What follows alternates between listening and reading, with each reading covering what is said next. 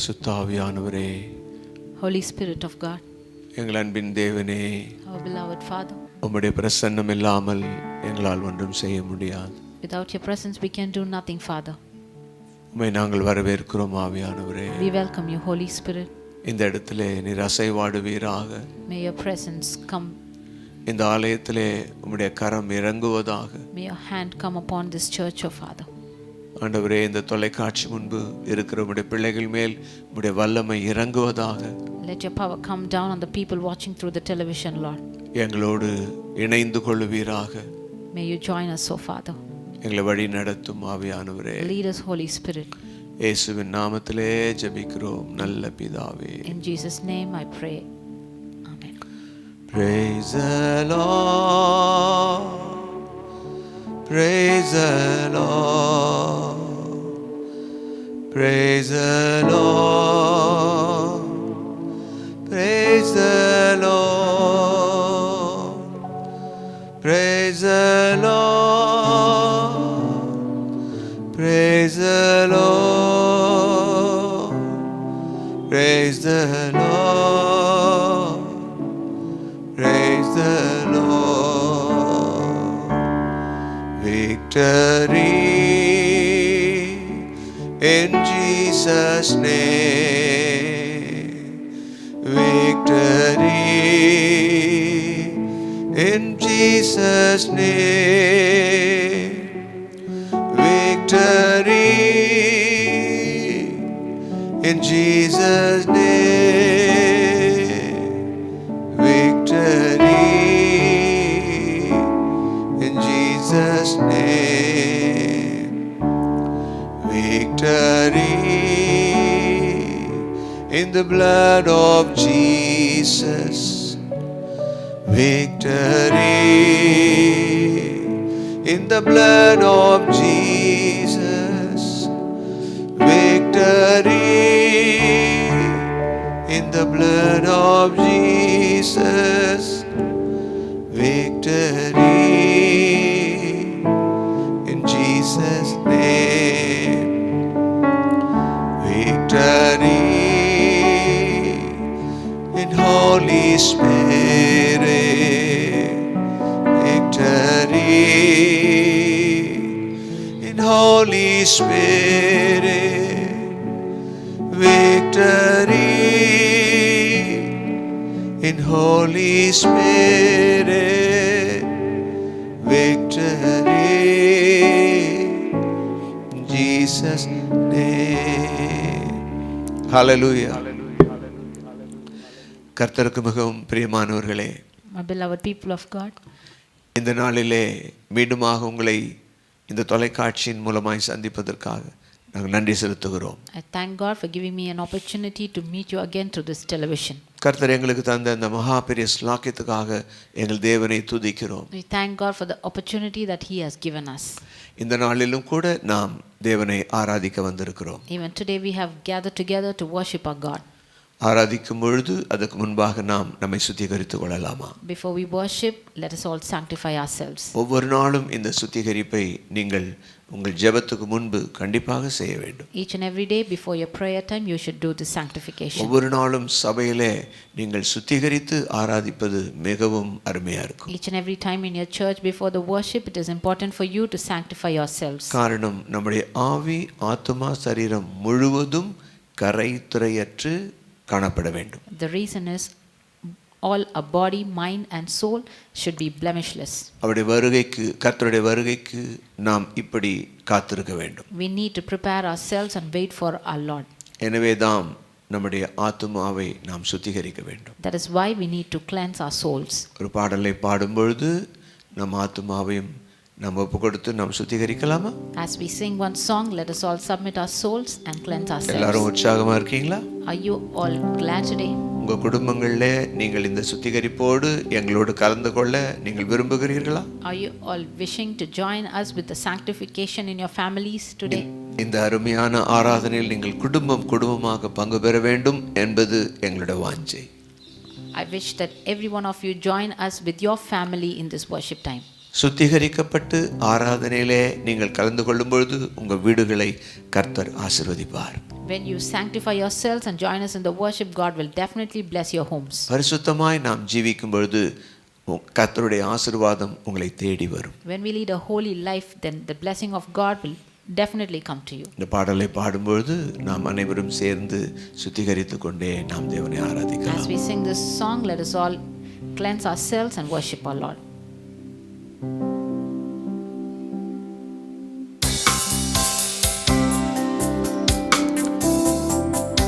என் ஆத்துமாவும் என் சரீரமும் கர்த்தருக்கு தான் சொந்தம்.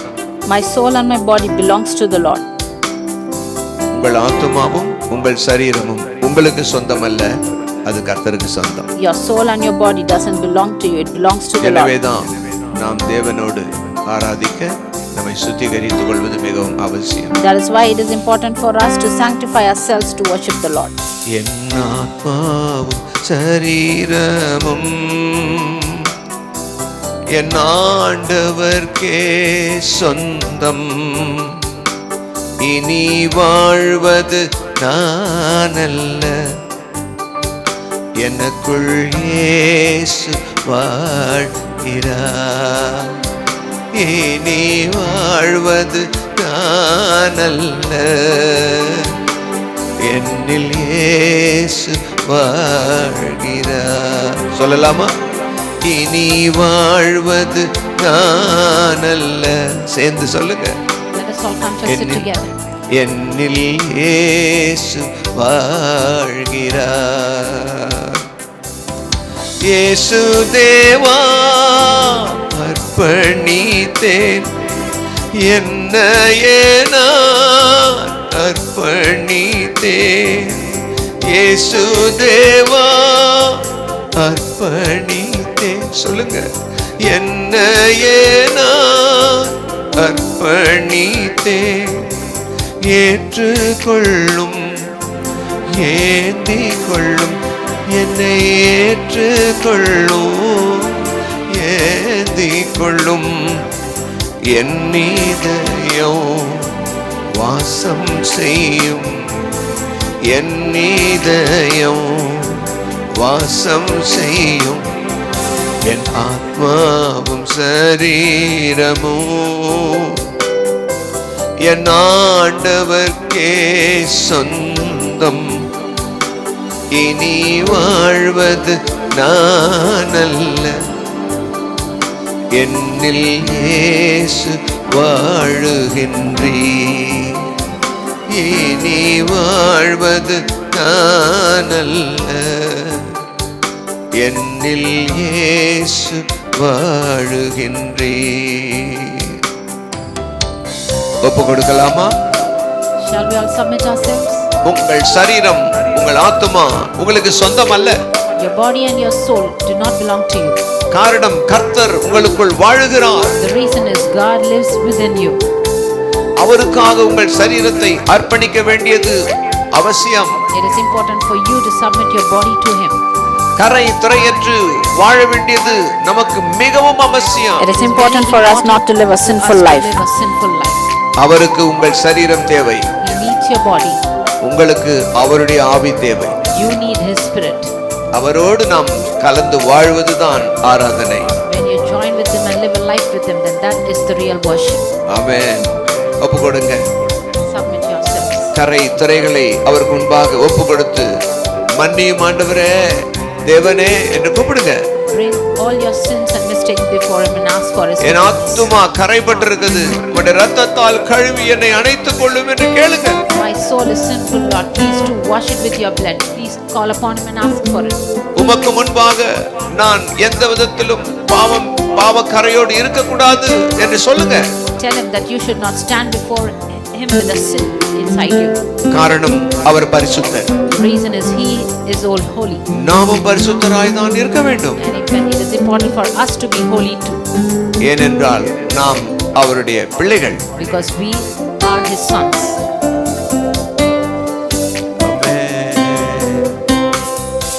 கர்த்தாவே உம் கரத்தில் நான் களிமண் போலானேன், பாடுங்க. Can you sing it? ஆமென். எல்லாம் பாடுங்க. கர்த்தாவே உம் கரத்தில்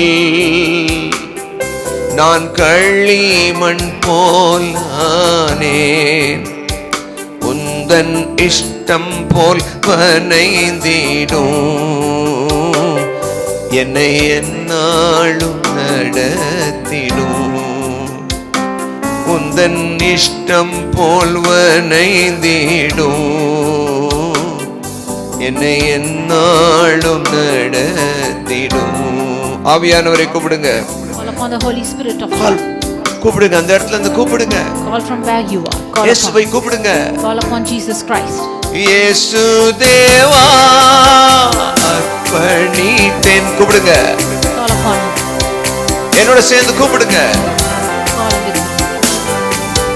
இயேசு தேவா அர்ப்பணித்தேன், என்னையே நான் அர்ப்பணித்தேன், ஏற்றுக்கொள்ளும், ஏந்திக்கொள்ளும், என் பாவம் கழுவி விடும், என்னை தூய்மையாக்கும், என் இதயம் வந்து வாசம் செய்யும், என் இதயம் வந்து வாசம் செய்யும், என் ஆத்மாவும் சரீரமும் என் ஆண்டவர்க்கே சொந்தம், இனி வாழ்வது நான் அல்ல, என்னில் இயேசு வாழ்கிறார், இனி வாழ்வது நான் அல்ல, என்னில் இயேசு வாழ்கிறார்.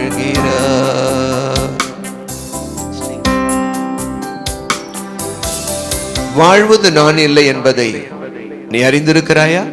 Do you know that you don't live for you? ரட்சிக்கப்பட்ட உடனே கர்த்தர் தான் உனக்குள் வந்து உன்னை வாழ வைக்கிறார். As soon as you are saved, it is God who comes and makes you live. முன்போல நான் வாழ முடியாது. You cannot live a life like before. காரணம் அவர் எனக்குள் வந்து விட்டார். The reason is God is within me. அவர்தான் என்னை வாழ வைக்க முடியும். Only He can make me live. என் வாயை அவர் பயன்படுத்துவார். He will use my mouth. என் சரீரத்தை அவர் பயன்படுத்துவார். He will use my body. நான் விட்டு கொடுக்கணும். I need to give it to Him. அதற்காக தான் நம்மை நாம் பரிசுத்தமாக்கிக் கொள்ள வேண்டும். That is why we need to cleanse ourselves and keep us காரணம் holy. நாம வாழ போறதில்லை இந்த உலகத்துல. The reason is hereafter we are not going to live in our this world. நமக்குள் இருந்து தினந்தோறும் வாழ போகிறார். He is going to live this life within us. நான் சொல்றது உங்களுக்கு நல்லா புரியுதா? Are you understanding what I'm saying? நான் எப்பொழுதே மரித்து போனேன். I died long ago. ஆனால் கர்த்தராக இயேசு கிறிஸ்து எனக்குள் வாழுகிறார். But Jesus Christ is living within me. இப்ப நான் எதை செய்தாலும் அவர் சொல்வது போல இருக்குது. Now whatever I do is like what He says. என் வாழ்க்கையை அவர் நடத்துகிறார். God leads my life. நான் மறைந்து போனேன். I am hidden. அவர் எனக்குள் இருந்து வெளிப்பட விரும்புகிறார். He likes to reveal Himself through me. இந்த ரகசியம் உங்களுக்கு புரியுதா? Are you understanding the secret? இனிமே இப்ப வாழ்வது நாம் இல்ல. So hereafter I am not the one who is living. ரட்சிக்கப்பட்ட பின் கர்த்தர் தான் நம்மிலிருந்து வாழ்க்கை நடத்துகிறார். After we are saved, it is God who is leading our lives within us. அவரை போல சாயலாக்கத்தான் அவர் நமக்குள் வந்தார். He came into us to make us His own image. அதனால தான் இன்னைக்கு நம்ம பாடுறோம், நம்முடைய ஆத்துமா சரீரத்தை அவருக்கு அர்ப்பணிக்க வேண்டும். And that is why we are singing today that I am surrendering my body and soul to Him. இன்னைக்கு இதை புரிந்து நீங்க அர்ப்பணிச்சு பாடுறீங்களா?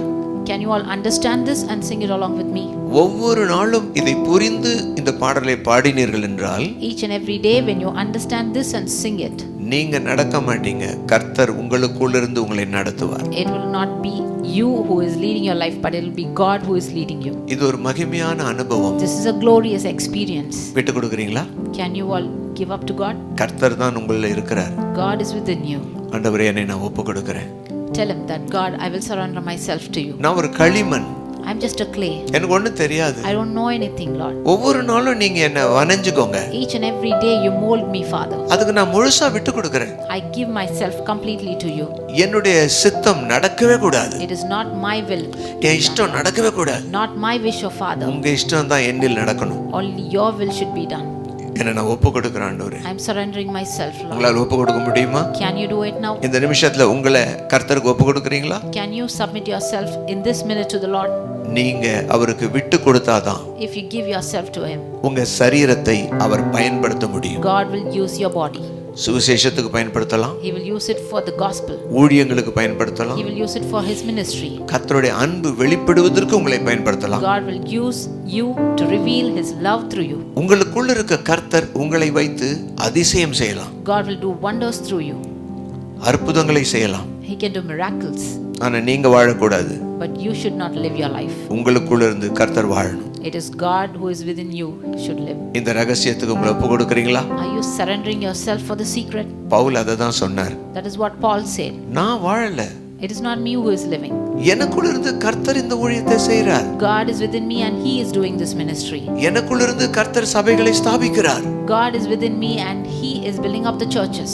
எனக்குள்ள இருந்து அவர் செயல்களை செய்கிறார். God is working His works within me. நான் இல்ல, It is not me. பவுலாகிய நான் இல்ல, It is not me, Paul. அவர் எனக்குள் இருக்கிறார். God is within me.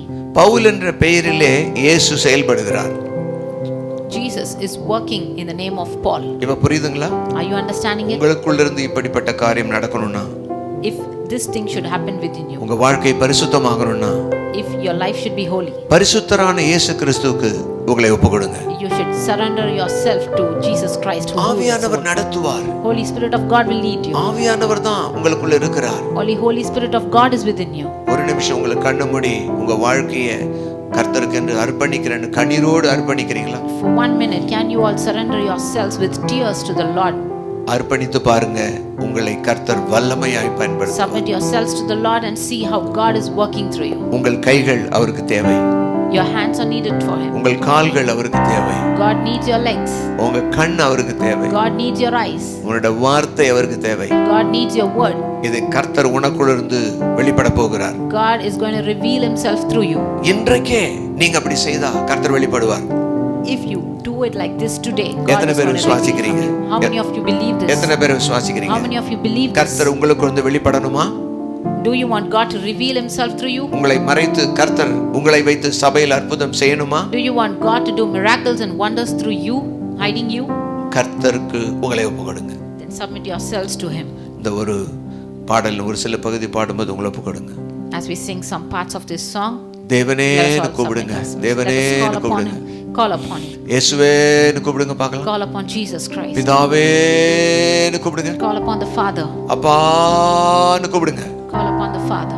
நீங்கள் அல்ல, உங்களுக்குள் இருக்கிற இயேசு கிறிஸ்து பிதாவை நோக்கி கூப்பிடுகிறார். It is not you, but Jesus Christ who is within you is calling நான் upon சொல்ற the Father. ரகசியம் உங்களுக்கு புரியுதா? Are you understanding the secret? உங்களுக்குள் இருந்து நீங்கள் அப்பா என்று கூப்பிடும்போது, When you call upon Father as Abba, உங்க வாயை திறந்து அப்பான்னு கூப்பிடும்போது, when you open your mouth and call upon Him, உங்க ஆவியில் இருக்கிற இயேசு கிறிஸ்து தன் பிதாவை நோக்கி கூப்பிடுகிறார். Jesus Christ who is in your spirit is calling upon His Father அதற்கு உங்க through you. வாய் தேவை. He needs your mouth for it. அதற்கு உங்க சத்தம் தேவை. God needs your voice for it. உங்களுக்குள்ள இருக்கிற இயேசுவோடு சேர்ந்து கொண்டு Can you join with the Jesus Christ who is within you பிதாவானவரை கூப்பிடலாமா? and call upon the Father? இப்ப நீங்க புரியுதா? Are you understanding this? வாழ்வது நீங்கள் அல்ல, It is not that கிறிஸ்து உங்களுக்குள் இருந்து Jesus Christ who is within you, தன்னுடைய தகப்பனை அப்பான்னு கூப்பிடுறார். He is calling His Father through you, அதற்கு நீங்கள் தேவை. and He needs you for it. கூப்பிடலாமா? Shall we all call upon Him? அப்பான்னு கூப்பிடுங்க. Call upon Him. அப்பான்னு கூப்பிடுங்க. Call upon Him. பிதாவே, அப்பா பிதாவே Our கூப்பிடுங்க. Father, call upon இயேசுவேன்னு கூப்பிடுங்க. Jesus Christ. Call upon இயேசுவேன்னு கூப்பிடுங்க. Call upon Jesus Christ. எனக்குள்ள இருக்கிற இயேசுவே நீர் வெளியே வாரும். Jesus Christ who is within me, please come out. எனக்குள்ள இருக்கிற பரிசுத்த ஆவியானவரே என்னிலிருந்து வெளியில வாரும். Holy Spirit of God who is within me, please reveal yourself. பிதாவே என்னை களிமண்ணாய் நான் ஒப்புக்கொடுக்கிறேன். Father God, I submit myself completely as a clay to you. உம்முடைய குமாரனோடு சேர்ந்து நான் வாழ எனக்கு கற்றுத் தாரும். Teach me to live a life with your Son who is within me, Lord. எனக்குள்ள இருக்கிற உம்முடைய குமாரனோடு நான் சேர்ந்து வாழ எனக்கு உதவி செய்யும். Help me to live a life with you, with Jesus Christ who is within me, your Son, oh Father. அப்பா பார்த்து கூப்பிடுங்க பார்க்கலாம். Can you all call upon Abba Father? இயேசுவுக்கும் ஒரு அப்பா தான். He is the Father of Jesus too. நமக்கும் ஒரு அப்பா தான். And He is our Father too. நம்முடைய தகப்பனை நோக்கி அவர் கூப்பிட்டது போல கூப்பிடுங்க. Shall we all call upon our அப்பா Father as Jesus கூப்பிடுங்க. Christ called Him? Call him as என் Abba. ஆத்துமாவை ஒப்படைக்கிறேன்னு சொல்லுங்க. I submit my soul to N you, Lord. சரீரத்தை ஒப்பு கொடுக்கிறேன்னு சொல்லுங்க. I submit my body to you, Lord. Can you all confess this? ஒப்பு கொடுத்து பாருங்க, நீங்க பாவமே செய்ய முடியாது. Submit yourselves and see you can never sin. ரோமர் 6:13 எழுதி இருக்குதே. In Romans 6:13 it says like, உங்க அவயவங்களை ஒப்பு கொடுங்க. submit your parts of your body. அப்பொழுது நீதியின் ஆயுதமாய் அது பயன்படும். And then God will use it as the weapon of righteousness. அதுதான் இந்த பாட்டுல எழுதி இருக்காங்க. That is what is written in this ஒப்பு song. கொடுக்கலாமா? Shall we all submit ஒரு நிமிஷம் ஒப்பு ourselves? கொடுக்கலாமா? For 1 second, can we all உள்ளத்தின் submit ஆழத்திலிருந்து ourselves from the bottom of our hearts ஆவியானோட துணையோடு with the help of the Holy Spirit? இயேசு தேவா அர்ப்பணித்தே என்னையே நான் அர்ப்பணித்தேன். சொல்லுங்க வாயை திறந்து. Open your mouth and confess. இயேசு தேவா அர்ப்பணித்தே என்னையே நான் அர்ப்பணித்தே ஏற்றுக்கொள்ளும்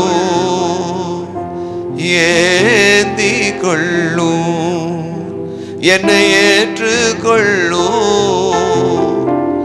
ஏந்தி கொள்ளும் என் இதயம் வாசம் செய்யும் என் ஆத்மாவும் சரீரமும்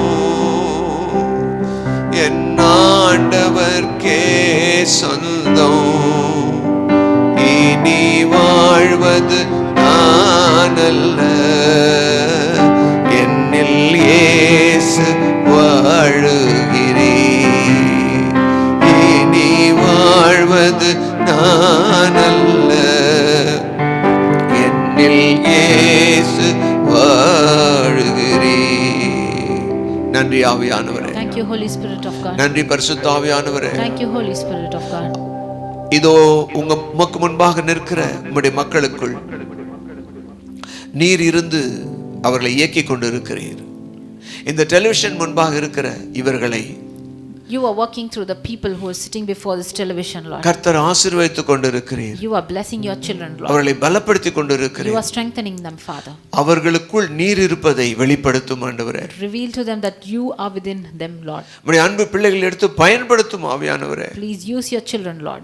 ஆண்டவரே, அற்புதங்களை அதிசயங்களை அவர்கள் வீடுகளிலே நீ செய்வீராக. Please do wonders and miracles in their families, Father. அவருடைய வாழ்க்கையிலே தேவைகளை சந்திப்பீராக. Please do meet their needs in their families, Lord. இதோ இந்த தொலைக்காட்சி முன்பாக இருக்கிற அத்தனை பேருக்கும் என்னென்ன தேவைகளோ கர்த்தர் கொடுத்து ஆசீர்வதிப்பீராக. God bless each and everyone who are watching through this television, Father. ஆண்டவரே, இங்கே முன்பு உட்காருகிறவர்கள் சுகவீனம் இருந்தால் இப்பொழுதே அவர்கள் சுகமாவார்களாக. If they are sick, oh Father, let them be healed right now, Lord. என்ன தேவையோடு என்ன வாஞ்சியோடு வந்திருக்கிறார்களோ அவர்களை நீர் ஆசீர்வதித்து அனுப்புவீராக. In whatever need they are, let it be met and blessed, Lord, Father God. அவர்களுடைய மனக்கண்களை நீர் பிரகாசிக்க செய்வீராக. Open their eyes, oh Father God. தொடர்ந்து வழி நடத்தும் ஆசீர்வதியும். Please do continue to lead them. எங்களோடு நீ இருந்ததற்காக நன்றி செலுத்துகிறோம். Thank you for being with us, Lord. ஆவியானவர் தொடர்ந்து நடத்துவீராக. Holy Spirit of God, lead us. இயேசு கிறிஸ்துவின் நாமத்திலே ஜெபிக்கிறோம் நல்ல பிதாவே. In Jesus' mighty name we pray. ஆமென். கிறிஸ்துவுக்கு மிகவும் பிரியமானவர்களே, My beloved people of God, இந்த வாரத்திலும் கர்த்தர் நமக்கு ஒரு புதிய காரியத்தை கற்றுக் கொடுக்க போகிறார். even this week God is going to teach us a new thing. நம்முடைய ஆவி ஆத்துமா சரீரம் முழுவதும் ரட்சிக்கப்பட வேண்டும் என்பது கர்த்தருடைய விருப்பம். God wishes that all our mind, body and soul to be saved. அதைதான் 1 தெசலோனிக்கேயர் 5:23 வேதத்தில் இப்படி எழுதியிருக்கிறது. That is what is written in 1 Thessalonians 5:23. சமாதானத்தின் தேவன் தாமே உங்களை முற்றிலும் பரிசுத்தமாக்குவாராக. உங்கள் ஆவி ஆத்துமா சரீரம் முழுவதும் நம்முடைய கர்த்தராக இயேசு கிறிஸ்து வரும்போது குற்றமற்றதாய் இருக்கும்படி காக்கப்படுவதாக. இப்படிதான் 1 தெசலோனிக்கேயர் 5:23 எழுதியிருக்கிறது. In 1 Thessalonians 5:23 we see, may the God of peace himself make you entirely pure and devoted to God, and may your spirit and soul and body be kept strong and blameless until that day when our Lord Jesus Christ comes back again. கர்த்தருடைய வருகையோ மிக சமீபமாக இருக்கிறது. Coming of a Lord is very near. எந்த வேளையில வேணாலும் கர்த்தர் வரலாம். God may come in any second. நாம் வாழுகிற இந்த காலம் கடைசி காலம். The period that we live is the end time. இந்த கடைசி காலத்தில் நாம் செய்ய வேண்டியது என்னவென்றால் கர்த்தருடைய வருகைக்கு நம்மை ஆயத்தப்படுத்த வேண்டும். In these last days we need to prepare ourselves for the coming of the Lord. ஆயத்தம் என்றால் ஆவி, ஆத்துமா, சரீரம் முழுவதையும் குற்றமற்றதாய் பாதுகாக்க வேண்டும். Preparing ourselves means that our spirit and soul and body be kept strong and blameless. 24ஆம் வசனத்தில் இப்படி எழுதியிருக்கு, உங்களை அழைக்கிறவர் உண்மை உள்ளவர், அவர் அப்படியே செய்வார். In verse 24 it is written that God who called you to become his child will do all this for you just as he promised. நாமும் ஆயத்தமாயிருக்க பிரயாசப்பட வேண்டும். Even we need to keep working on being prepared. கர்த்தராகிய இயேசு கிறிஸ்துவும் நமக்கு உதவி செய்வார். And even God, Jesus Christ will help us. வார்த்தையானவரோடும் ஆவியானவரோடும் இணைந்து செயல்படும்போது மாத்திரமே If we work together with the word of God and the Holy Spirit of God, நம்முடைய ஆவி, ஆத்துமா, சரீரம் முழுவதும் பரிசுத்தத்தில் காக்கப்படும். our spirit and soul and body will be in holiness. இதை நம்ம சரியா புரிஞ்சுக்கணும். We need to understand this very clearly. அது மாத்திரமல்ல, Not only that, கடந்த வாரமெல்லாம் நாம் தொடர்ந்து எதை பார்க்கிறோம்? in last week what are we seeing continuously? பிலிப்பியர் 2:12 எழுதிய வசனத்தில் In Philippians 2:12, உங்கள் ரட்சிப்பு நிறைவேற பிரயாசப்படுங்கள் என்று அப்போஸ்தலனாகிய பவுல் சொல்லி இருக்கிறார். Apostle Paul says that we need to work on completing our salvation. பாத்தீங்களா? சால்வேஷன் நிறைவேற நாம பிரயாசப்படணும். We need to work on completing the salvation. நாம் ரட்சிக்கப்பட்டிருக்கிறோம். We are saved, ஆனால் அந்த ரட்சிப்பு நிறைவேற வேண்டும். but our salvation needs to be complete. இதைதான் சபையார் அனைவரும் சரியாக புரிந்திருக்கணும். This is what the whole church should be knowing. இந்த ரகசியத்தை சபைக்கு புரியவில்லை என்றால், If this secret is not understandable to the people, அவர்களால் இந்த ரட்சிப்பை நிறைவேற்ற முடியாது. they cannot complete their salvation. இதை ஊழியக்காரர்களாக நாம் தெளிவாக அவர்களுக்கு போதிக்க வேண்டும். And as preachers we need to very clearly preach this to them. சபைக்குள் அவர்கள் வந்தவுடனே அவர்கள் ரட்சிப்பை முழுவதுமாக பெறுவது இல்லை. As soon as they come to the church, they are not completely saved. அவர்கள் ரட்சிக்கப்பட்டு உள்ளே வருகிறார்கள். They are saved and they come into the church. அப்ப ரட்சிப்பு என்றால் என்ன? So what is salvation? அதன் முதல் நிலை என்ன? What is the first stage of it? நம்முடைய ஆவிக்குள் கர்த்தர் பிரவேசிப்பதுதான் ரட்சிப்பின் முதல் நிலை. God entering our spirit is the first stage. அதுதான் முதல் நிலை என்று சொல்லுகிறோம். That is what we say, the first stage. ஆவி ரட்சிக்கப்பட்டாயிற்று. Our spirit is saved, இன்னும் ஆத்துமா ரட்சிக்கப்படலையே. but our soul is not yet saved. இன்னும் சரீரம் ரட்சிக்கப்படலையே. And body is not yet saved.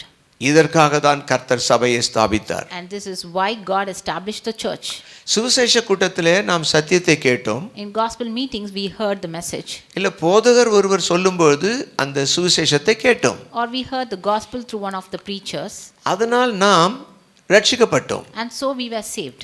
சுவிசேஷத்தினால் நாம் முதல் நிலையான ரட்சிப்புக்கு வருகிறோம். We came to the first stage of salvation through gospel. கர்த்தராகிய இயேசு கிறிஸ்து என் பாவங்களுக்காக மரித்தார். Jesus Christ died for my sin. கர்த்தராகிய இயேசு கிறிஸ்து இரத்தத்தை சிந்தி என்னை பிதாவிடம் ஒப்புரவாக்கினார். Jesus Christ shed his blood and reconciled me with his Father. இதை நம்முடைய ஆவியாகிய இருதயத்தில் ஏற்றுக்கொண்டோம். And we accepted this in our spirit, in our body. உடனே நமக்கு மாறுதல் உண்டாகிறது. And immediately we changed. நாம் அடுத்தது சபைக்குள்ளே நுழைகிறோம். And next we come into the church. சபைக்குள்ளே வந்துட்டோம். And we came into the church. அப்ப வெளியில இருக்கிற பாவம் செய்தவர்கள் ரட்சிக்கப்பட்டு, And people who are outside and sinful, as they are saved, அவர்கள் சபைக்குள் வருவது முதல் நிலை. and them coming into the church is the first stage. அவர் ரட்சிக்கப்பட்டவன் சபைக்குள்ளே வருகிறான் என்றால், A saved man coming into the church means, அவனுக்கு என்ன பேர் சபையில? what is his name in the church? அவன் பேரு தான் விசுவாசி. He is called the believer. அவன் தான் விசுவாசி. He is the believer. எதை விசுவாசிக்கிறான்? What is he believing? இயேசு கிறிஸ்துவின் இரத்தத்தால் நான் ரட்சிக்கப்பட்டேன். He believes that he is saved through the blood of Jesus. இனிமேல் அவருக்காக நான் வாழ்வேன். And hereafter I will live a life for him. பழைய வாழ்க்கையெல்லாம் நான் விட்டுடுவேன். I will leave all my old life. பழைய பழக்கங்களை விட்டுடுவேன். I will leave all my old behaviors and புது மனுஷனா habits, வாழ்வேன். and I will live as a new காரணம் இயேசு man, கிறிஸ்து என்னோட ஆவிக்குள்ளே வந்துட்டார். because Jesus Christ entered into my spirit. உள்ள வந்து என்ன அவர் நடத்துவார். He who came inside me, he will lead me. என்னை நீதிமானா மாற்றிட்டார். And he has made me a righteous man. இப்ப அவருக்கு என்ன பேரு? Now what is his name? விசுவாசி. He is called the believer. விசுவாசியாகத்தான் நாம் சபைக்குள் உள்ளே நுழைகிறோம். As we come into the church, we are the believers. கர்த்தராகிய இயேசு கிறிஸ்துவே மெய்யான தேவன் என்று விசுவாசிக்கிறோம். We believe that Jesus Christ is the only true God. விசுவாசித்ததனால தான் இயேசு கிறிஸ்து நம்மை கொண்டு வந்து சபையிலே சேர்க்கிறார். And just because we believed it, God brought us into the church. ஆனா நமக்கு என்ன பேரு? விசுவாசி. But what is our name? We are the believer. அவர் நமக்கு அற்புதம் செய்வார். God will do wonders for us. வேலை வாங்கி தருவார். He will get us jobs. குடும்பத்தை வாழ வைப்பார். He will make our family sustain. வியாதியிலிருந்து விடுதலை தருவார். He will heal us from the sickness. அவர் நிறைய நமக்கு செய்வார். He will do so many things for us. நம்ம நம்புறோம். Because we believe him. நம்புறதுனால தான் Since we believe him, நம்ம பேர் பிலீவர்னு வருது. and that is why we are called as believers. விசுவாசிக்கிறதுனால தான் Just because we believe, நம்ம விசுவாசிகள் என்று நம்ம we அழைக்கப்படுகிறோம். are called as believers. அதுதான் முதல் நிலை. And that is the first stage. இப்போ நான் உங்களுக்கு இந்த ஒரு படத்தை எங்க டெலிவிஷன்ல உங்களுக்கு வச்சிருக்கிறேன். Now I have a picture for you to show it on the television. அதிலே 4 நிலை உள்ள மனிதனுடைய படத்தை வைத்திருக்கிறேன். And we have here a picture of a man in 4 stages. முதல்ல பாவி என்று எழுதியிருக்கு. In the first stage it is written as sinner, அது நம்முடைய பழைய நிலை. and that is our old stage. அங்கிருந்து தான் கர்த்தர் நம்மை ரட்சித்தார். Only from there God saved us. உலகத்திலிருந்து சபைக்குள் வந்து விட்டோம். We came from the world into the church. இப்போ இரண்டாவது படத்தை பாருங்க. And now look at the second picture. அதுல தான் விசுவாசி என்று எழுதியிருக்கும். And only there it is written as believer. விசுவாசிக்குள்ள என்ன மாறுதல் நடந்தது? What are the changes that occurred inside the believer? அதை இந்த படத்துல நீங்க பார்க்கலாம். You can see it in this picture. பாருங்க, அது ஒரு விசுவாசி என்ற அவுட்டர் படம் இருக்குது. வெளிப்படையான ஒரு தோற்றம் இருக்கு. Now you can see an outline of a picture which says as believer. உள்ள பாருங்க, அங்கே ஆத்துமா ஆவி என்று இருக்கிறது. And inside that you can see as soul and spirit. அந்த உள்ள இருக்கிற அந்த நீல நிற படத்தை நல்லா பாருங்க. And look at the blue color picture inside.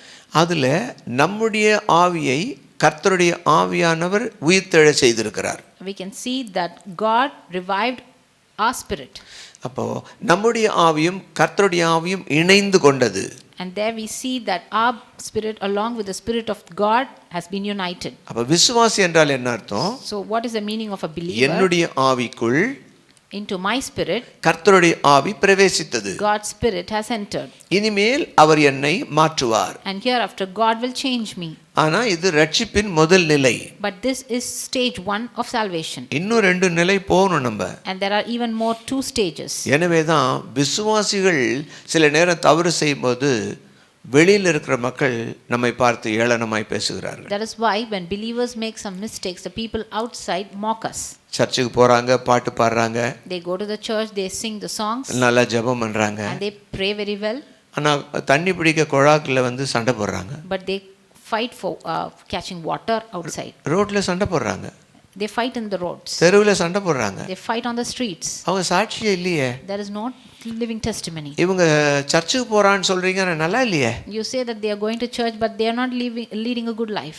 ஏன் அப்படி சொல்றாங்க? Why are they saying like that? நாம விசுவாசியாய் முதல் நிலையில் தான் இருக்கிறோம். Because we are in stage 1 as a believer. அதனால தான் அவங்களுக்கு முன்பாக சாட்சியாய் நமக்கு இருக்க முடியல. That is why we couldn't be a living witness before them. அதற்கு என்ன காரணம்? What is the reason for it? நாம் கர்த்தர் எல்லாம் செய்வார் என்று நாம் விசுவாசிக்கிறோம். We believe that God will do everything for us. ஆனால் நமக்குள் இருக்கிற கர்த்தரோடு நாம் செயல்பட வேண்டும் என்பது நமக்கு தெரியல. But we do not know that we need to work along with the God who is inside us. எனக்குள் வந்த இயேசு கிறிஸ்துவோடு நான் இணைந்து தினசரி வாழ வேண்டும். I need to live a life in oneness with the Spirit of God who is within me. அவர் எனக்கு அவருடைய உபதேசத்தை சொல்லிக் கொடுப்பார். God will teach his teachings to me. அந்த உபதேசம் தான் வேதத்தில் இருக்கு. And those teachings are in the Bible. ஆவியானவர் எனக்குள் இருக்கிறார். Holy Spirit of God is within me. இந்த வார்த்தையானவர் எனக்கு கற்றுக் கொடுப்பார். And this word of God will teach me. இவர்கள் இருவரும் சேர்ந்து தான் என்னை அடுத்த நிலைக்கு கொண்டு போவார்கள். And only them both together will take me to the next stage. இதில இருந்து நமக்கு என்ன தெரியுது? What are we understanding from this? ரட்சிக்கப்பட்ட நாம், The ones as we are saved, நம்ம ஆத்துமாவில் ரட்சிக்கப்பட வேண்டும் என்றால், if we need to be saved in our soul, நம்ம ஆத்துமாவை ரட்சிக்கக்கூடிய வேத வசனத்தை நாம் படித்திருக்க வேண்டும். We have to read the Bible which is able to save our soul. இந்த வசனம் தான் நம்முடைய ஆத்துமாவை மாற்றும். Only these words in the Bible will change our soul. ஆவியானவர் தான் நம்முடைய ஆத்துமாவை மாற்றக்கூடியவர். Only the Holy Spirit of God is the one who can change our soul. சபைக்குள் விசுவாசியாக வந்த நான், The one who came into the church as a believer, அடுத்த மறுரூபத்துக்கு போக வேண்டும் என்றால், if I need to get into the transformation of the next stage, ஆவியானவரும் வார்த்தையானவரும் சேர்ந்துதான் என்னை மாற்ற முடியும். only the Holy Spirit of God and the Word of God can change me together. விசுவாசியாகிய நான், Me as a believer, சத்தியத்தை அறிந்து, knowing the truth, சத்தியத்துக்கு கீழ்ப்படிந்து, obeying the truth, சத்தியத்திலே வாழ்ந்து, living in the truth, நான் சீஷனாக மாறுகிறேன். I change to be the disciple, அது என்னுடைய அடுத்த நிலை. and that is the next stage. சீஷனான நான் Disciple, இன்னும் வேதத்துக்கு தன் வாழ்க்கையை ஒப்புக்கொடுத்து, I need to surrender my life to the Bible, மணவாட்டி என்கின்ற நிலைக்கு நான் போகிறேன். and I need to be changed to the next stage as a bride. மணவாட்டியாய் நான் வாழும்போதுதான் Only when I live a life as a bride, கர்த்தர் வரும்பொழுது when God comes, என் ஆவி, ஆத்துமா, சரீரம் முழுவதும் ரட்சிக்கப்பட அங்கே காரியம் நடக்கிறது. and the matters will occur for my body, soul and spirit to be saved. இப்படிப்பட்ட நிலைகளில் நாம் கடந்து போக வேண்டும். We need to go into each and every stage. சபையே, இது உங்களுக்கு புரியுதா? Church, are you understanding this? நாம பாட்டு பாடுறதுனால அந்த மூணாவது நிலைக்கு போயிட முடியாது. Just because we sing songs, we cannot reach the third stage. ஊழியம் செய்கிறதுனால மாத்திரம் நம்ம அப்படி போயிட முடியாது. Just because we do ministry, we cannot get to the next stage. கர்த்தரோடு இணைந்து நாம் கிரியை செய்ய வேண்டும். Only when you work with God in one accord, you can change. இப்ப பாருங்க, நம்ம முதல் நிலையை பார்க்கலாம். Now let us look at stage 1. விசுவாசியினுடைய தன்மைகள் என்ன? What are the characters of the believer? விசுவாசினா என்ன? Who is a believer? இவருடைய நிலைமைகள் என்ன? What are his situations and conditions? இயேசுவை நம்பினார்கள். They believe Jesus Christ. அவர் அற்புதத்தை எதிர்பார்க்கறாங்க. They expect miracles from him. நீங்க இதை சரியா புரிஞ்சுக்கணும்னு சொன்னா, If you want to understand this very clearly, சுவிசேஷ கூட்டங்களுக்கு போய் பாருங்க. when you go to gospel meetings, அங்கே பிரசங்கியார் அங்கே இயேசுவை பிரசங்கிக்கும்போது, when the preacher talks about Jesus Christ, அநேகருக்கு வியாதிகள் சுகமாகும். so many will be healed. அநேகருக்கு கடன் பாரங்கள் தீரும். So many of them will get relieved from the burdens of debts. அநேகர் கொலைகாரர்கள் கூட அங்க ரட்சிக்கப்படுவாங்க. Even the murderers and killers will be saved and be changed there. குடிகாரங்க கூட அங்க மாறிடுவாங்க. Even the alcoholist will be changed there. யார் அதை மாற்றுகிறார்? Who is doing all this? இயேசு கிறிஸ்து அதை மாற்றுகிறார். Jesus Christ is changing them. பரிசுத்த ஆவியானவர்களுக்குள்ள இறங்கி அவர்களை மாற்றுகிறார். Holy Spirit of God comes down there and changes. என்ன மாற்றம் அது? What is a change that occurs? அவர்கள் ஆவிக்குள்ளே கர்த்தருடைய ஆவி பிரவேசிக்குது. The Spirit of Jesus Christ enters their spirit there. இயேசுதான் மெய்யான தெய்வம் என்று அப்பொழுது அவர்கள் நம்புகிறார்கள். And then they believe that Jesus Christ is the true God. நிறைய பேர் சுகமாயிருப்பாங்க. So many of them would have been healed. நிறைய பேர் ரட்சிக்கப்பட்டிருப்பாங்க. So many of them would have been saved. ஆனா But எல்லாரும் சர்ச்சுக்கு வர மாட்டாங்க. not everyone will come to the church. குழந்தைக்காக ஜெபம் பண்ணிருப்பாங்க. They would have prayed for their kid. கல்யாணத்துக்கு ஜெபம் They would பண்ணிருப்பாங்க. have prayed for their marriage. எல்லாம் நடக்கும். And everything will happen. ஆனா அவங்க சபைக்கு வர மாட்டாங்க. But they won't come to the church. அவங்க கர்த்தரை நம்புகிறார்கள். They believe Jesus Christ. அவங்க விசுவாசிக்கிறாங்க. They believe Jesus Christ. நன்மையை பெற்றுக்கறாங்க. They get all the blessings from him. ஆனா அவங்க சபைக்குள் வருவது இல்லை. But they do not come to the church. அவங்க தான் believers. And they are called believers. அப்படிப்பட்டவர்கள் சபைக்குள்ளே வந்து இன்னும் அதே நிலையில் இருக்கிறீர்களா? And people like that, after coming to the church, are you in the same stage like that? எனக்கு கர்த்தர் அதை செய்வார் இதை செய்வார் என்று நம்பி வந்திருக்கிறீங்களா? Have you come to the church believing that God will do that and this for me? அவர் செய்வார் என்பதிலே சந்தேகம் இல்லை. There is no doubt that he will do it. காரணம், அவர் உங்களுக்கு தகப்பனாய் இருக்கிறார். The reason is he is your father. அவர் உங்களுக்கு தேவனாய் இருக்கிறார். He is your Lord. நிச்சயமாக அதை செய்வார். Definitely he will do it for you. அதை அவர் எல்லாம் செய்து முடித்தார். He had already done it for you. ஆனால் But விசுவாசியாக நாம் சீஷனாக மாற வேண்டும். as we are still the believers, but we need to be changed as disciples. விசுவாசி என்றால் கர்த்தரை கொடுப்பதையே நம்பிட்டு இருக்க கூடாது. Believer should not always expect things from God. நம்மை கர்த்தருக்கு கொடுக்க வேண்டும். we should give ourselves to the Lord. இந்த காரியத்தை தான் நாம் சரியாக புரிந்திருக்க வேண்டும். This is a thing that we should understand very clearly. இதுதான் நம்முடைய முதல் நிலை. This is our first stage. அடுத்த நிலையான சீஷத்துவத்துக்கு நாம் போக வேண்டும். We need to go to the next stage of discipleship. ஆனா இந்த விசுவாசிகளுக்குள்ளே நிறைய போராட்டம் உண்டு. But there are so many problems within the believers. அந்த போராட்டத்தை நாம் கண்டுபிடிக்க வேண்டும். We need to find it out. அந்த போராட்டத்தில் நாம் ஜெயிக்க வேண்டும். And we need to bring victory in all those problems. இவை எல்லாவற்றையும் சொல்லிக் கொடுப்பதற்காகத்தான் கர்த்தர் சபையை வைத்திருக்கிறார். And God has established His church to teach all this to His people. விசுவாசிகளுக்கு போராட்டத்தை ஜெயிக்க பல ஃபார்முலாவை கர்த்தர் வச்சிருக்கிறார். God has so many formulas for His people to win in all these problems. பலவிதமான சத்தியங்களை இந்த வேதத்தில் எழுதி வைத்திருக்கிறார். God has written so many teachings and lessons and preachings for them. விசுவாசிகள் அடுத்த நிலையான சீஷத்துவத்துக்கு மறுரூபமாக வேண்டும். The believer should be transformed to the next stage as disciples. எனவே தான் கர்த்தர் வேதத்தை கொடுத்திருக்கிறார். That is why God has given His Bible. ஒவ்வொரு விசுவாசியும் வேதத்தை படித்திருக்க வேண்டும். Each and every believer should have been read the Bible. தியானிக்க வேண்டும். He needs to meditate it. அந்த வேத வசனத்துக்கு உங்களை ஒப்பு கொடுக்க வேண்டும். And you need to submit yourself to the word. அதுக்கு தான் உங்க ஆவி ஆத்மா சரீரம் அவருக்கு தேவை. That is why God needs your spirit, body and soul. அதுக்கு தான் இந்த பாட்டு நம்ம பாடணும். That is why we sing this song. முதலாவது ரட்சிப்பை அவர் இலவசமாய் தந்தார். First God gave His salvation for free. இந்த இரண்டாவது நிலையை நாம் தான் பிரயாசப்பட்டு அடைய வேண்டும். But the second stage we need to work on to deserve it. இந்த விசுவாசிக்குள்ள நடக்கிற போராட்டத்தை இங்கே ரோமர் 7ஆம் அதிகாரத்துல பார்க்கலாம். We see the problems that come between the believers in Romans. நீங்க எடுத்து வாசிச்சு பாருங்க. Can you turn to Romans chapter 7? ரோமர் 7ஆம் அதிகாரத்துல அருமையாய் ஆவியானவர் நமக்கு கற்று தந்திருக்கிறார். In Romans 7 the Holy Spirit of God teaches very well. இந்த 7ஆம் அதிகாரத்துல நமக்குள் நடக்கிற போராட்டம் என்ன? In Romans 7 we see what are the problems that occur within us. ரோமர் 7ஆம் அதிகாரத்துல In chapter 7 அங்கே 15ஆம் வசனத்திலிருந்து நம்ம பார்க்கலாம். in verse 15 onwards we can see that. எப்படி எனில் நான் செய்கிறது எனக்கே சம்மதி இல்லை, நான் விரும்புகிறது செய்யாமல் நான் வெறுக்கிறதையே செய்கிறேன். 17ஆம் வசனத்தை பார்க்கலாம்.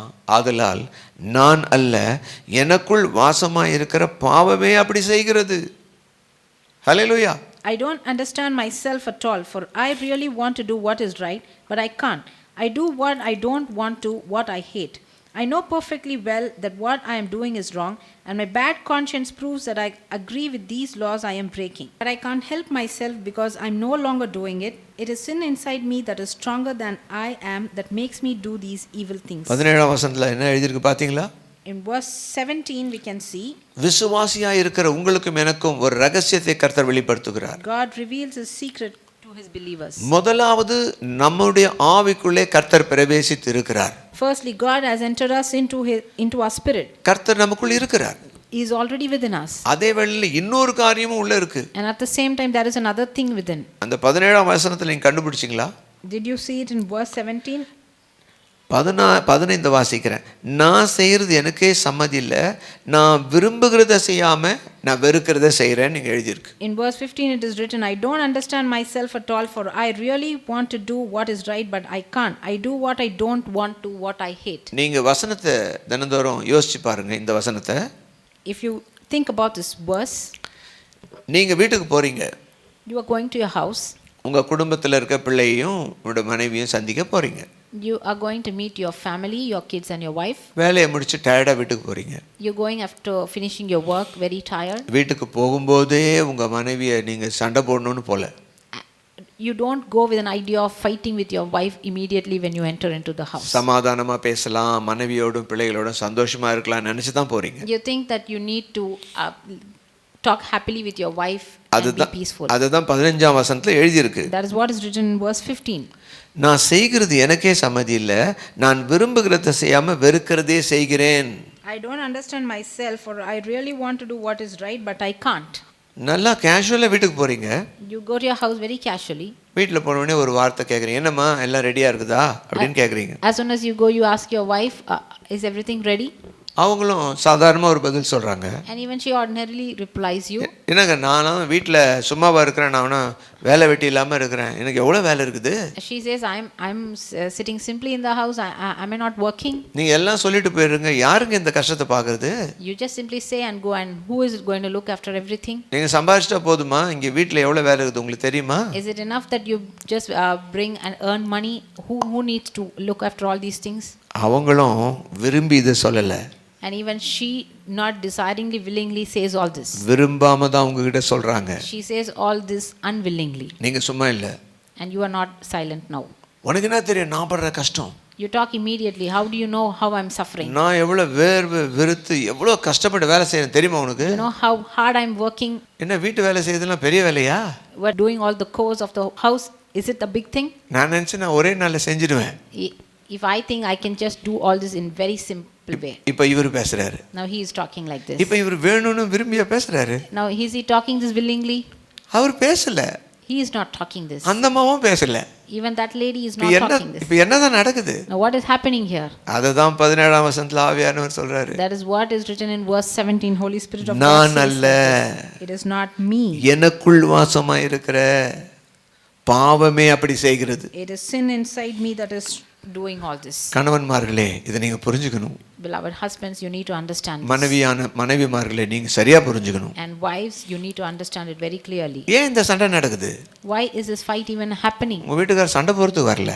Your husband did not come home to fight. நீங்களும் சண்டை போறதுக்காக கல்யாணம் பண்ணீங்கல. Even your intention is not to fight back.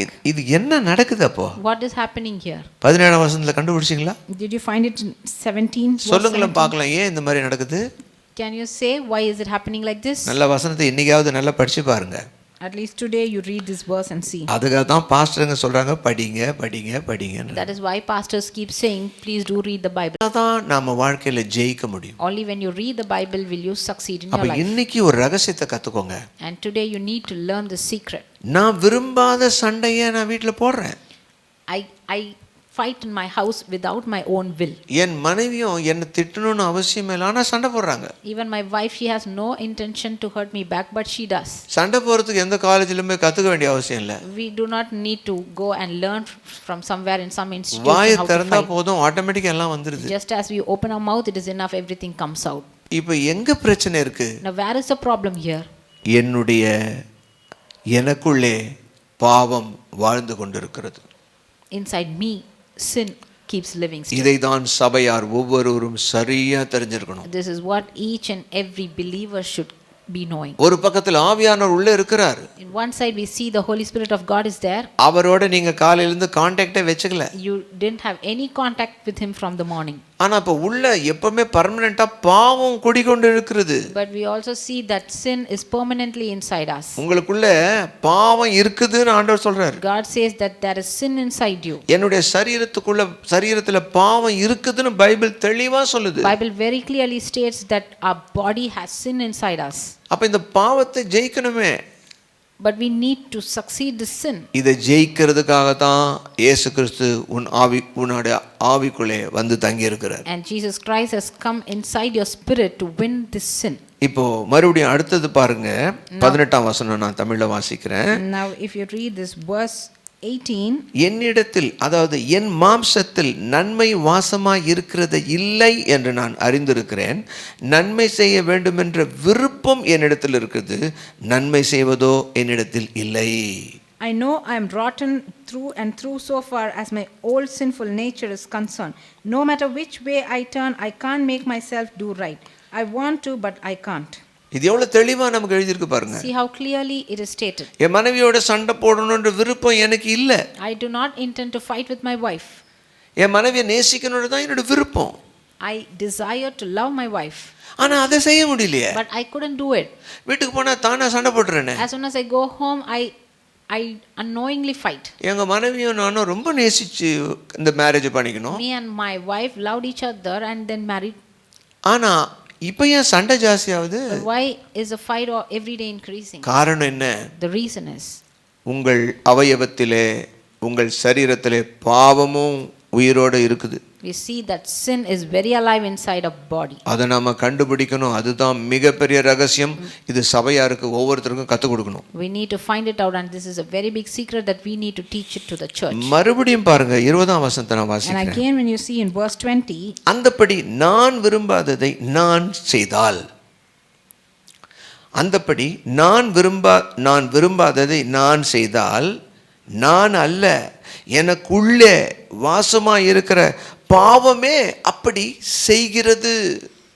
now if I'm doing what I don't want to, it is plain where the trouble is. Sin still has me in its evil grasp. இதை கவனிச்சிங்களா? Did you notice this? உங்களுக்குள்ளே ஒரு பாவ வல்லமை குடிகொண்டிருக்கிறது. We see that there is a power of sin inside us. பாவ வல்லமை என்ற வேதத்தில் எழுதப்பட்டிருக்கிறது. It is written as the power of sin in the Bible. இதனால தான் பவுல் சொல்றாரு, இதனால என்னால ஒன்றும் கண்ட்ரோல் பண்ண முடியல, ஆனா அந்த பாவ வல்லமை எந்த இடத்துல இருக்குதுன்னு கண்டுபிடிச்சு எழுதியிருக்காரு. But that is why Apostle Paul says that I found out there is the spirit, there is a power of sin inside me, and he has found out where it is. 23ஆம் வசனத்தை வாசி பாருங்க. If you read verse 23, என் மனதின் பிரமாணத்துக்கு விரோதமாய் போராடுகிற வேறொரு பிரமாணத்தை என் அவயவங்களில் இருக்க காண்கிறேன். அது என் அவயவங்களில் உண்டாயிருக்கிற பாவ பிரமாணத்துக்கு என்னை சிறையாக்கி கொள்ளுகிறது. பாத்தீங்களா?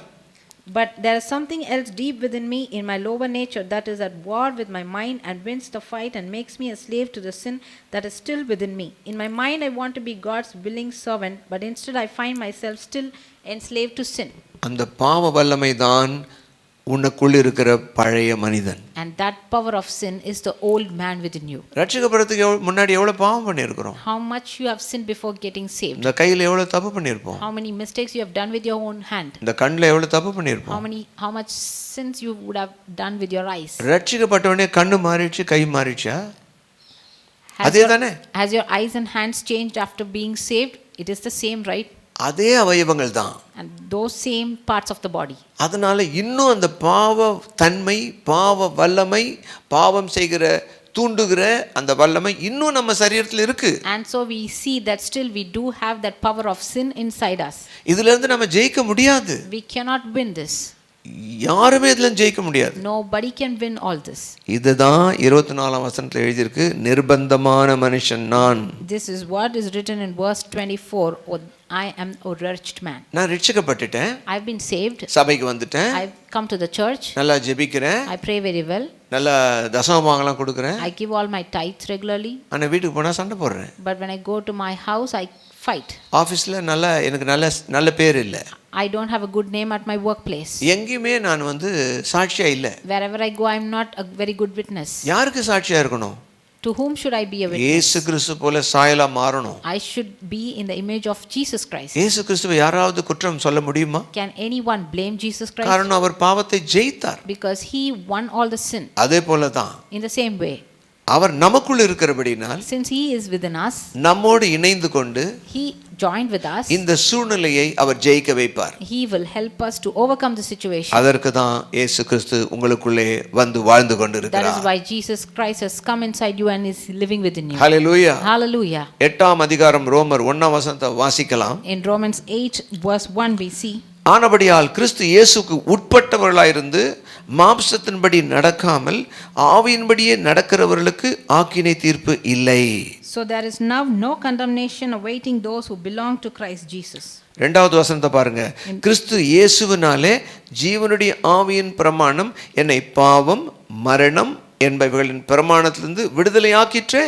In verse 2 we see, for the power of the life-giving spirit, and this power is mine through Jesus Christ, has freed me from the vicious circle of sin and death. நமக்கு நம்முடைய சரீரத்திலே பாவம் இன்னும் குடிகொண்டு இருக்கிறது என்பது இயேசு கிறிஸ்துவுக்கு தெரியும். Jesus Christ very well knows that there is sin inside our body. நம்முடைய அவயவங்கள் இருக்கிற பாவத்தை நாம் ஜெயிக்க முடியாது என்று அவருக்கு தெரியும். Even he knows that we cannot win over the sin that is in our parts of the body. அதற்காக தான் இயேசு கிறிஸ்து உயிர்த்தெழுந்து அவரே நம்முடைய ஆவிக்குள் வந்திருக்கிறார். That is why he resurrected and he came inside in our spirit. கர்த்தருடைய ஆவியானோடு சேர்ந்து நாம் செயல்படும் பொழுது, When we work along with the Holy Spirit of God, கர்த்தருடைய சத்தத்தை தினமும் கேட்கும்போது, when we hear His voice every day, நமக்குள்ள இருக்கிற ஆவியானவர் the Spirit of God who is within us, நம் சரீரத்தில் இருக்கிற பாவ வல்லமையை ஜெயிக்கும்படி கற்றுக் கொடுப்பார். He will help us to overcome the power of sin within us. ஆவியானோடு சேர்ந்து ஜெபித்தால், When you join with the Holy Spirit of God and pray, அவருடைய வசனத்துக்கு கீழ்ப்படிந்தால், when you obey His word, நீ வீட்டுக்கு வரும்போது when you come to your house, என்னதான் மனைவி சண்டை போட்டா கூட how much ever your wife fights with you, நீ சந்தோஷமா இருப்ப. you will be happy. ஏன் தெரியுமா? You know why? அவள் என்னுடைய சரீரம். Because you know that she is your flesh. அவளை மன்னிக்கணும். You need to forgive her. அவளுக்கு தெரியாம செய்றா. She is doing it unknowingly. இது ஆவியானவர் கற்றுக் கொடுத்திருப்பார். And this Holy Spirit of God would have taught you. உன்னுடைய சரீரத்திலிருந்து எழும்புகிற பாவ வல்லமைக்கு நீ விட்டு கொடுத்திருக்க மாட்டே. You wouldn't have given up for the power of sin that is within you. அந்த இடத்துல சமாதானம் ஆளுகை செய்யும். And in that situation, peace will reign over you. காரணம் என்ன தெரியுமா? You know the reason? கர்த்தருடைய ஆவியானவர் உன்னை மேற்கொள்ள பலன் தந்தார். God, the Holy Spirit of God has given you the power to overcome it. கர்த்தருடைய வல்லமையினால் அந்த சூழ்நிலையை நீ ஜெயித்தாய். Through the power of Jesus Christ, you overcome that situation. இப்படிப்பட்ட நிறைய போராட்டங்கள் உண்டு. And there are so many problems like this. தொடர்ந்து நாம் அடுத்த பாடங்களில் நாம் கற்றுக்கொள்வோம். We will continue to learn about all this in விசுவாசி coming சீஷனாக episodes. மாறணும். The believer should become the disciple. கிறிஸ்துவுடைய சாயலாக நாம் மாறணும். We should become Christ-like. ஒப்பு கொடுக்கலாமா? Shall we all submit ourselves? ஒப்பு கொடுப்போமா? Shall we all surrender ourselves? தேவன் நம்மை நடத்துவார். May God lead us. ஹல்லேலூயா. Hallelujah. ஹல்லேலூயா. Hallelujah. கர்த்தர் நம்மை ஆசீர்வதிப்பார். He will bless us. கர்த்தர் நம்மை பலப்படுத்துவார். God will strengthen us. கர்த்தர் இந்த சத்தியத்தின் மூலமாய் நமக்குள்ள இருக்கிற பாவ வல்லமை ஜெயிக்க உதவி செய்வார். God will help us to overcome the power of sin that is within ஆவியானவருக்கு us. ஒப்பு கொடுக்கலாமா? Let us all surrender ourselves to the Holy Spirit of God. ஆவியானவரே, Holy Spirit of God, உம்முடைய கரத்திலே நான் வருகிறேன். I come to your precious hands of Father. ஆவியானவரே, Holy Spirit of God, என்னை பாவ வல்லமையிலிருந்து காப்பாற்றும். save me from the power of sin, Lord. பரிசுத்த ஆவியானவரே, Holy Spirit of God, என்னோட பாவ வல்லமையில் நான் ஜெயிக்க எனக்கு உதவி செய். please help me to overcome the power of sin. எல்லாரும் ஆவியானவருக்கு உங்களை ஒப்பு கொடுக்கிறீங்களா? Can we all submit to the Holy Spirit of God? ஆவியானவர்களை மாற்றும்படி உங்களை ஒப்பு கொடுக்கிறீங்களா? Shall we all submit ourselves to இந்த Him to be இந்த changed? ரோமர் 7ஆம் அதிகாரத்தை தினமும் படித்து நீங்கள் கற்றுக்கொள்கிறீர்களா? Can you read this Romans 7 each and every day and learn from it? கர்த்தர் உங்களை ஆசீர்வதிப்பார். May God bless you. கர்த்தர் உங்களை உயர்த்துவார். God will lift you up. விசுவாசியான நாம் ஜெயிக்க முடியும். As believers, we will definitely win. இந்த வேதமும் ஆவியானவர் தான் நம்மை மறுரூபப்படுத்த முடியும். Only this word of God and the Holy Spirit of God and can transform us. இந்த சத்தியம் நம்மை வழி நடத்தும். This word of God will lead தொடர்ந்து us. ஆவியானவரோடு நிலைத்திருங்கள். Continue to sustain with the Holy Spirit of கர்த்தர் God. உங்களை மறுரூபப்படுத்துவார். May God transform கர்த்தர் you. உங்களை பரிசுத்தப்படுத்துவார். He will make you holy. கர்த்தர் உங்களை ஆசீர்வதிப்பார். God will bless you. God bless you. கர்த்தர் உங்களை கர்த்தர் ஆசீர்வதிப்பார். உங்களை ஆசீர்வதிப்பார். May God amen. bless you. Amen.